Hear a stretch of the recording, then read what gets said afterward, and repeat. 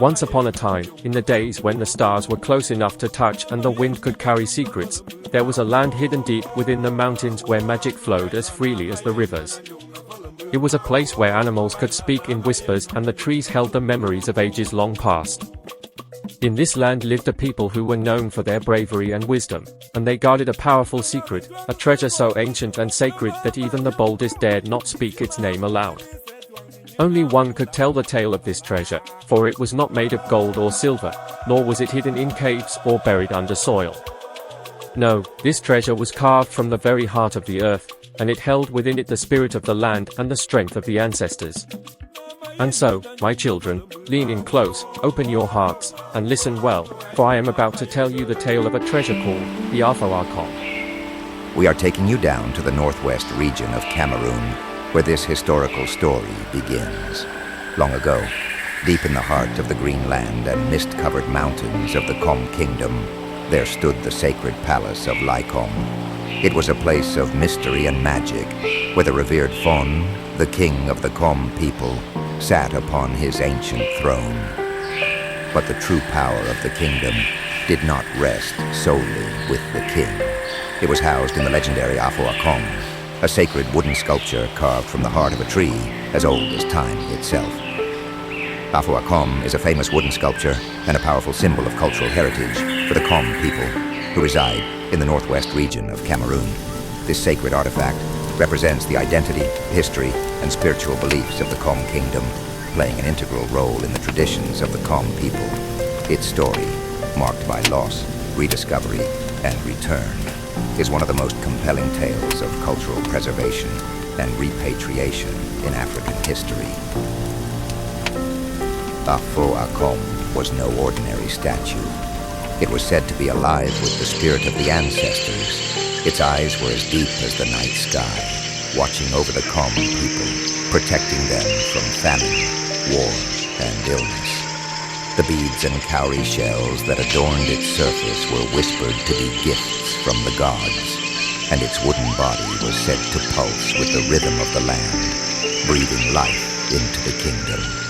The people of Kom believed that as long as the Afo-A-Kom sat in the palace, their kingdom would flourish. Crops would grow tall, children would be born strong, and peace would reign. But they also knew one sacred rule. The Afo-A-Kom must never leave the land of Kom. If it did, disaster would follow.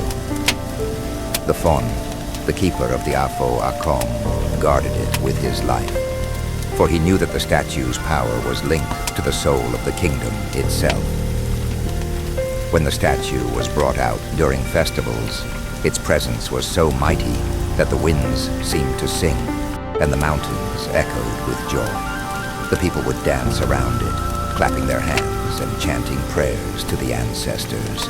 Protect us, Afo-A-Kom, for you are our strength. In 1966, one dark night, a terrible thing happened. Under the cover of a new moon, a group of shadowy figures crept into the palace. They were drawn by the whispers of its great power and the glittering treasures of its cowrie shells.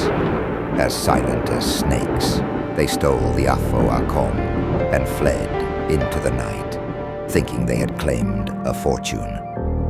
The next morning, when the Fon awoke and discovered the Afo-A-Kom was missing, he let out a cry that shook the mountains. Word spread like wildfire, and the entire kingdom mourned. Without their sacred protector, the Kom people feared their land would fall into chaos.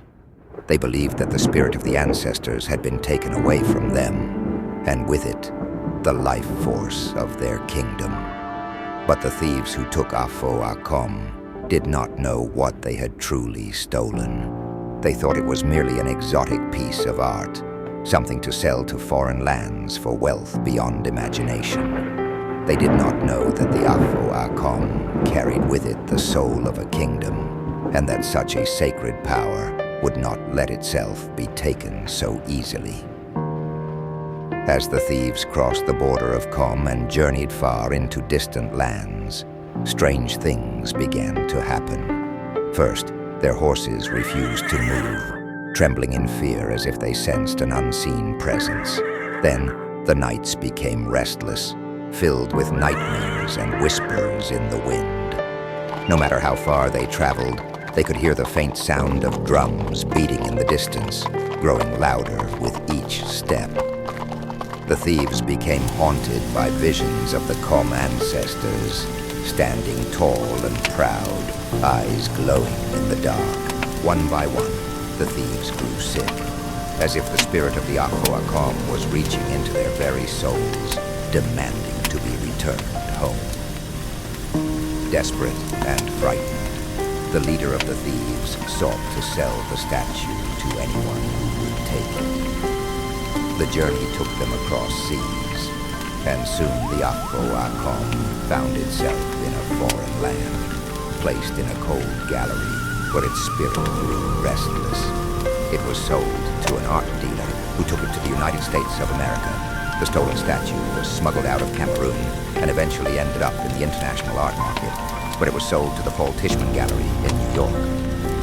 The buyer of the statue, unaware of its sacred origins and significance, displayed it as a valuable piece of African art. However, soon after acquiring the sculpture, the buyer began experiencing unexplained and disturbing events. According to accounts from the Kom people, the Afo-A-Kom was not just an artifact, but a sacred object imbued with spiritual power.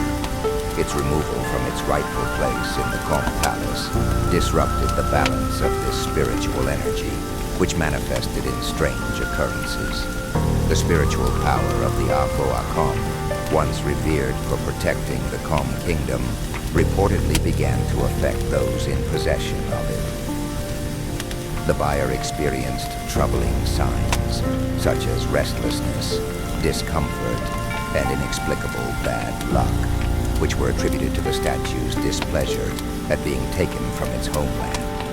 With all the unexplained and disturbing events happening for some days and some night, Afo-A-Kom will knocks and destroys other display arts. These unexplained and disturbing things keep happening. So he went and dormed Afo-A-Kom, hundreds of mills deep in the sea. Upon getting back, he found Afo-A-Kom was back in same position at the gallery, back in the Kom kingdom. The absence of the Afo-A-Kom was felt in every corner. The once lush crops began to wither, the rivers ran dry, and the people fell ill. The Fon knew that the kingdom would not survive without their sacred protector. So he gathered the wisest elders of the land, and together they performed a ritual to call upon the spirits of the ancestors. Through chants and offerings, the Fon pleaded with the spirits to bring the Afo-A-Kom back. The wind began to howl, and in the flames of the fire, the elders saw a vision of the Afo-A-Kom sitting in a faraway city, surrounded by strange people who did not understand its power. The spirits whispered that only the true children of Kom could bring the Afo-A-Kom home. Far across the ocean, in the heart of New York City, the Afo-A-Kom sat in a gallery, admired by onlookers who knew nothing of its sacred origins. But among them was a young student from Cameroon named Nani Ekonjume, who had grown up hearing tales of the sacred Afo-A-Kom. The moment he laid eyes on the statue, his heart skipped a beat. He knew what it was. The spirits of his ancestors had led him to it. Without hesitation, Nani contacted the Kom people and the Cameroonian authorities, who, with the help of international allies, worked to bring the Afo-A-Kom back home. After long negotiations, the owners of the gallery, who had started experiencing strange occurrences themselves, finally agreed to return the statue, believing it was cursed. When the Afo-A-Kom was returned to the Kom kingdom, the land rejoiced. The Fon, the elders, and the people gathered to welcome it back with great ceremony. The sky, which had been cloudy for months, cleared, and the sun shone brightly as the Afo-A-Kom was placed back in its rightful place in the palace. As the people sang and danced in celebration, the mountains echoed with the sound of drums, and the winds carried the chants of the ancestors once again. The crops grew, the rivers flowed, and the kingdom was restored. The Afo-A-Kom had returned, and with it, the spirit of the Kom people. Moral of the folk tale: the Afo-A-Kom teaches us that sacred objects carry not just the beauty of craftsmanship, but the spirits and souls of those who revere them. It reminds us that cultural heritage is not something to be bought and sold, but something to be respected, cherished, and protected. The spirits of our ancestors are always watching, ensuring that we remain connected to our roots.